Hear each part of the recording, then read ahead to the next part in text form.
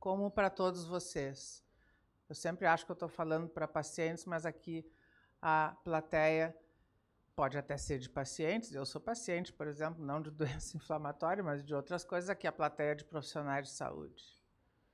Então, eu tenho a super alegria, e para nós é uma honra, chamar a presidente da ABCD, doutora Marta Brenner Machado, que vai dar uma aula sobre aquilo que também aparece além do intestino, que são as manifestações extraintestinais nas doenças inflamatórias intestinais. E essa aula, esse material, foi cuidadosamente desenvolvido com imagens muito bonitas, muito bem feitas e extremamente reais. Assim que eu peço toda a concentração de vocês nesse segundo bloco, porque é um segundo bloco muito rico de informações de manifestações extraintestinais, de cirurgia. A gente tem um cirurgião aqui que trabalha com muita doença inflamatória intestinal em Teresina, colegas que vão falar sobre as doenças inflamatórias nas crianças, que merecem toda a nossa atenção, e assim por diante. Vamos lá, Marta, vem.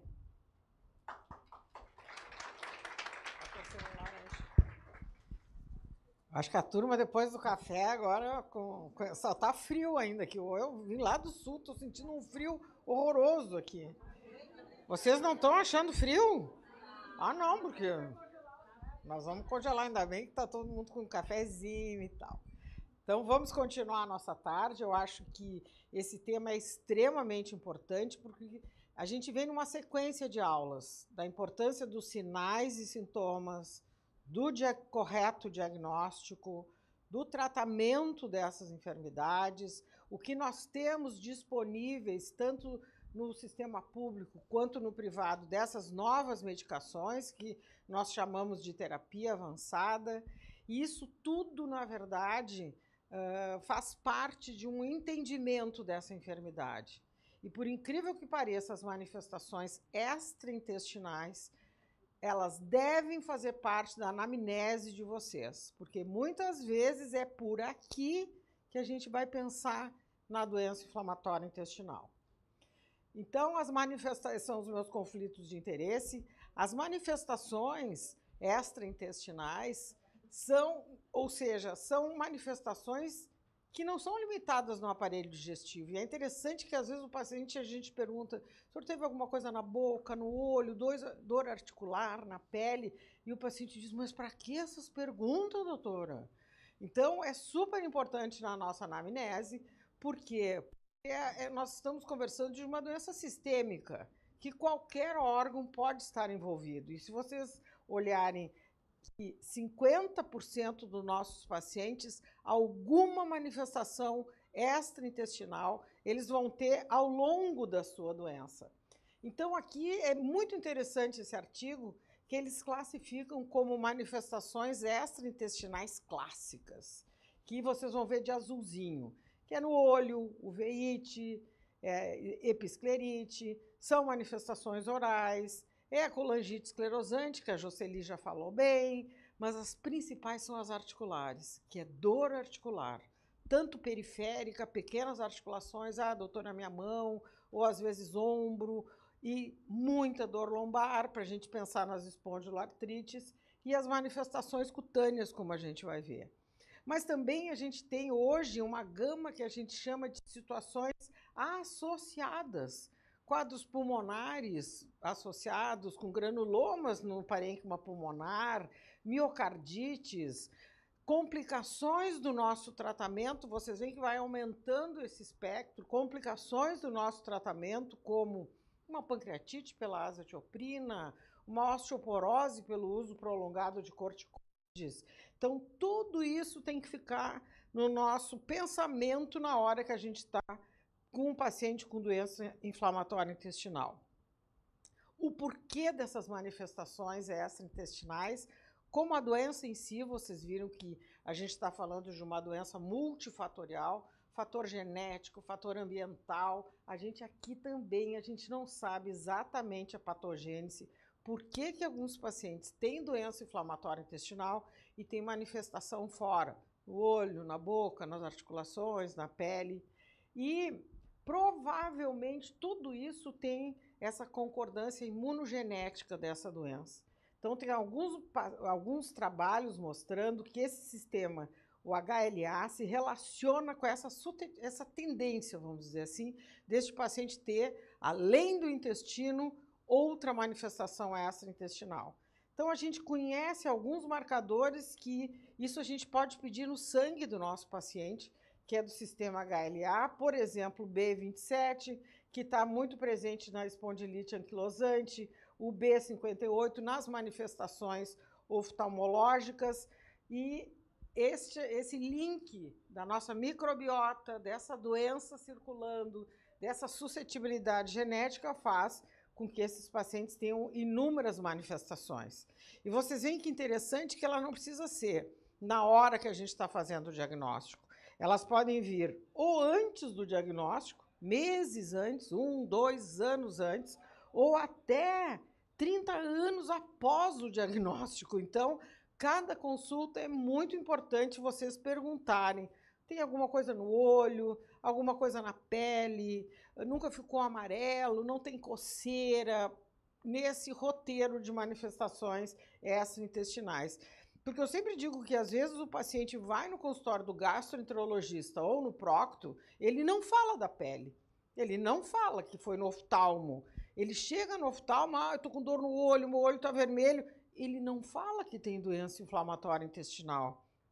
Então, é muito importante que amanhã a gente vai falar nisso também para os pacientes. Esse link, quem passa é a gente perguntando e é depois dizendo para o paciente, olha, quando o senhor for no oftalmo, tem que falar. O ideal é esse paciente ter sempre um relatório médico da sua doença, facilita muito o colega que está vendo esse caso pela primeira vez. Então, vocês veem, as mais frequentes de todas, sem sombra de dúvida, são as manifestações musculoesquelética. E isso inclui dor articular periférica, dor lombar, e a gente vai pensando no cotovelo, migratória. Então, são essas manifestações, tipo, muito comum é as periféricas. Esses pacientes vão se queixar para vocês de dor nas articulações de manhã, perguntam se tem reumatismo, e vocês vão ver que as opções de tratamento, a gente deve quase sempre inibir o uso dos anti-inflamatórios, porque a gente sabe que isso pode agudizar uma doença inflamatória intestinal. Mas hoje a gente está com um pouquinho de liberdade, que pouco tempo, os reumatos às vezes usam 3, 4 dias e nos ajudam muito. Então, sempre pensar que pode ser isso uma manifestação extraintestinal. As mucocutâneas, que também isso, quando é muito grave, o paciente já chega contando. Mas as mucocutâneas, frequentemente, por exemplo, um eritema nodoso, que eu digo lá em Porto Alegre, no sul, que parece uma mordida de borrachudo. Nem sei se vocês conhecem esse mosquito aqui. Se chama de borrachudo aqui em Teresina? Se chama? Ah, tá. Então é o mesmo nome. E fica uma bolota vermelha, assim. E aí eu pergunto às vezes para o paciente, o senhor não notou uma mancha vermelha? Normalmente é na canela, bilateral, que dói muito ao toque. Tem que se pensar no eritema nodoso. Então aqui eu vou mostrar para vocês alguns casos nossos lá de Porto Alegre, para vocês gravarem, de perguntar para os pacientes sobre essas manifestações. Então vocês veem, úlceras na boca. Quase todo mundo tem essa úlcera rápida que come um abacaxi, um moranguinho, pode demorar 1, 2 dias, são pequenas erosõezinhas que desaparecem. Quais são as características das lesões aftoides que comprometem a doença inflamatória intestinal?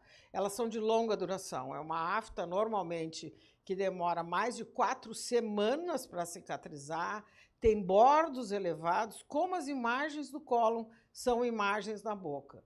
Isso é um paciente nosso, recente, que realmente é uma grande preocupação. Ele tem uma mucosite e ele acometeu a língua pela doença de Crohn. Se vocês olharem, a língua desse paciente está se partindo ao meio. Não me perguntem o que eu vou fazer, que eu estou apavorada com isso aqui. Então, ele tem uma manifestação na boca, essa é a imagem de baixo, muito mais grave do que do cólon. Então, vocês estão vendo que a gente está conversando de uma doença desde a 1h30 da tarde, que com inúmeras manifestações. Isso aqui é um doente grave com manifestação mucocutânea na boca e na língua. E o manejo depende da doença sistêmica. Como foi falado aqui, esse paciente está usando terapia muito avançada pela manifestação cutânea.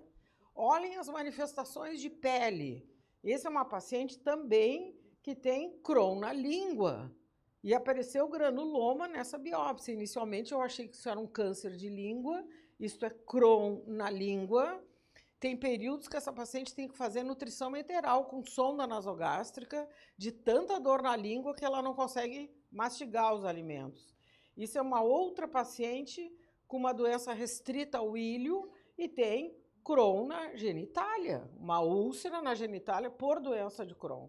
As manifestações, isso é um caso de psoríase, que pode vir como efeito colateral da nossa terapia, é uma psoríase induzida pelos anti-TNFs, e os pacientes, em torno de 10%, podem ter uma doença autoimune, psoríase na pele, junto com a doença inflamatória intestinal. Essa é uma situação mais grave, que se chama síndrome de Sweet. O paciente vem dizendo que apareceu subitamente umas lesões na pele, normalmente cursa com febre alta, as características da lesão. E essa é uma outra manifestação que já está querendo ser incluída como manifestação extraintestinal na pele, que é a hidroadenite supurativa, que faz um quadro muito parecido, às vezes, perianal. E aqui é uma outra paciente nossa que da retocolite ela chega muito bem no consultório e chega de cadeira de rodas. Doutora, eu não consigo caminhar. Vocês veem, então, a gravidade dessas manifestações cutâneas nesse quadro que nós estamos conversando de manifestação extraintestinal. As manifestações oculares são frequentes também. Normalmente a queixa desse paciente vai ser muita fotofobia, o olho muito vermelho, dor no olho, e a gente sempre indica uma avaliação, isso precisa de um oftalmologista para fazer esse diagnóstico de esclerite ou episclerite, e eu sempre digo que tem que ir no oftalmo dizendo que tem a doença inflamatória intestinal. Casualmente, um oftalmo me mandou um paciente com uma cartinha dizendo que o paciente dele tem episclerite de repetição e que agora estava com diarreia. Vocês veem que ele começou com a manifestação ocular e depois com sintoma intestinal. Isso a Jocely já falou, o parente que aqui não é parente, é José Miguel, também já falou, que é a manifestação da colangite esclerosante. Isso aqui eu acho que é muito mais frequente do que a gente imagina. A gente antigamente ficava esperando o paciente se queixar de prurido, de coceira, para pedir uma fosfatase alcalina e pensar nessa situação. Eu acho que com o avanço das imagens, principalmente a colangiorressonância, a gente tem feito muito diagnóstico da colangite esclerosante. Então, eu tenho vários, até quero fazer parte desse trabalho. Lá no Rio Grande do Sul, a gente até brinca, é uma área muito frequente de colangite esclerosante, no Uruguai e na Argentina também. Até a gente fica pensando desse componente genético do paciente ter essa tendência. Certamente eu tenho mais de 30 pacientes com colangite esclerosante e eu quero entrar nesse trabalho de vocês. Então, essa é uma situação que preocupa muito, porque esse paciente a gente já fica muito ligado que ele tem um risco aumentado de câncer de intestino, risco aumentado de evoluir para uma cirrose e ser transplantado, como a gente tem agora recentemente, transplantado, ou um colangiocarcinoma. Então, aqui, essa manifestação extraintestinal, a gente realmente fica muito preocupado. Anemia, nós vamos ter também amanhã uma aula de nutrição, mas a anemia também é muito frequente nos nossos pacientes e ela hoje é também considerada quase uma manifestação extraintestinal, quer por falta de ferro, ácido fólico, vitamina B12 e muitas vezes até efeito adverso do nosso próprio tratamento. Então, vocês veem que isso é interessante. Algumas manifestações, elas cursam junto com o curso da doença. Então, os pacientes que têm manifestação periférica, principalmente assim, cotovelo e mãos, eles já ligam lá para o consultório e dizem, doutor, eu comecei com a minha dor articular. Vai vir a diarreia. Então, vocês veem que algumas tem paralelo com a atividade da doença. O eritema nodoso também, essas lesões da pele, a boca e outras não. Por exemplo, a espondiloartrite, que acomete a coluna, tanto lombar como toda a coluna, e a sacroileite, pode não ter nenhuma relação com a atividade nossa intestinal. Então, algumas considerações são muito importantes, que é o reconhecimento, uma anamnese bem feita dessas manifestações extraintestinais para a nossa abordagem precoce, que muitas vezes a gente vai, pela manifestação extraintestinal, escolher qual terapia biológica ou qual pequena molécula a gente vai escolher, dependendo da manifestação extraintestinal. A importância do diagnóstico diferencial entre as manifestações extraintestinais, complicações do nosso tratamento, complicações da doença inflamatória intestinal, porque isso piora muito a qualidade de vida dos nossos pacientes, as manifestações extraintestinais. E, sem sombra de dúvida, a gente escolhendo a melhor terapia para aquele nosso paciente, não só pensando no aparelho digestivo, mas pensando num todo, o que ele tem, realmente a gente vai conseguir o nosso grande objetivo do tratamento, que é melhorar a qualidade de vida dos nossos pacientes. Muito obrigada.